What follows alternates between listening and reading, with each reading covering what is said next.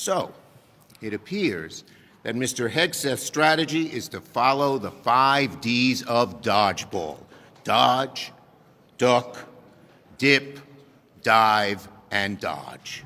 That's his strategy. See the movie? What? Scott, what's your takeaway? Well, in short, I think Pete Hegseth kicked their asses today. I mean, it wasn't even close. They didn't lay a glove on Hegseth. No mistakes, calm, cool, collected. We must acknowledge the concerning public reports against you. A variety of sources, including your own writings, implicate you with disregarding the laws of war, financial mismanagement, racist and sexist remarks about men and women in uniform, alcohol abuse, sexual assault, sexual harassment, and other troubling issues. Unfortunately, you lack the character and composure and competence to hold the position of Secretary of Defense. Thank you. Disagree? Yes. Strongly if necessary. But then come together to support the nominee. I can promise you this. No one hates war. The bottom line is the status quo is unacceptable. It's not working. Should I be confirmed? Thank you to my incredible wife, Jennifer, who has changed my life. Officers, enlisted, black and white, young and old, men and women, all Americans, all warriors. This hearing is for you. Thank you for figuratively and literally having my back. I want to thank the authorities for their swift reaction to that outburst. When President Trump chose me for this position, the primary charge he gave me was to bring the warrior culture back to the Department of Defense.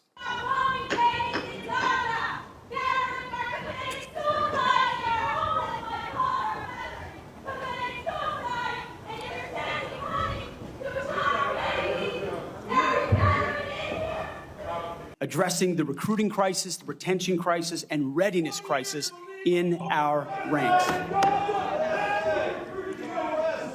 Members of the security force will remove members. I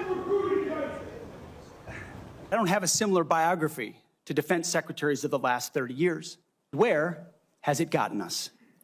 If called upon winning wars by ensuring our warriors never enter a fair fight. I was willing to go on the record, but they didn't print my quote. No one called me. Why do they want to destroy me? Because I'm a change agent and a threat to them, because Donald Trump was willing to choose me, to empower me, to bring the Defense Department back to what it really should be, which is warfighting.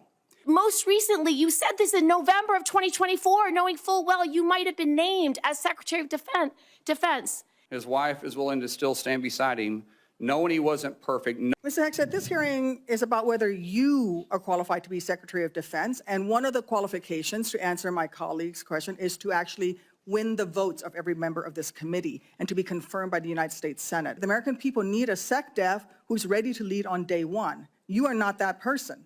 Our adversaries watch closely during times of transition, and any sense that the Department of Defense that keeps us safe is being steered by someone who's wholly unprepared for the job puts America at risk, and I am not willing to do that.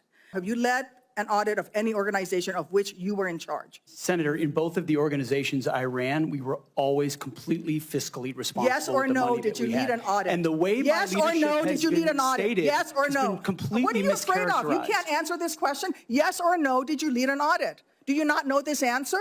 Senator, every part of my leadership of these organizations has been misrepresented. I will take that as a no. What were the findings? So there were no findings because you've never led an audit. What guidance did you give the auditors? None, because you've never led an audit. Nobody expects you to be an accountant, Mr. Hegseth. What we expect is for you to understand the complexity of this Pentagon budget process that is absolutely necessary to outfit our warfighters. Could you repeat the question, Senator? Sure. What is the highest level of international security agreement that you have led, and can you name some that the Secretary of Defense would lead? There's 3 main ones. Do you know? I have not been involved in international security arrangements because I have not been in government other than serving in the military. So my job has been to no. The answer is no. Can you name one of the 3 main ones that the Secretary of Defense You're talking about defense arrangements. I mean, NATO might be one that you're referring to.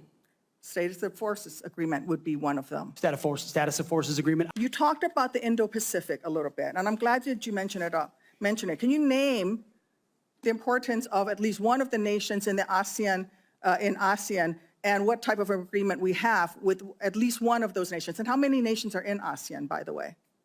I couldn't tell you the exact No, you amount of couldn't, nations in because you've that, not but I even know we have bothered to allies do- in South Korea and Japan and in AUKUS with Australia, and trying to work Okay. on submarines with them. Mr. and data Hegseth, transfers none with of those them. countries We are have in allies ASEAN. across. None of those 3 countries that you've mentioned are in ASEAN. Despite that, CNN has learned that President-elect Donald Trump's team is in good spirits. They see the warm reception that he received from Republican senators as a very good sign.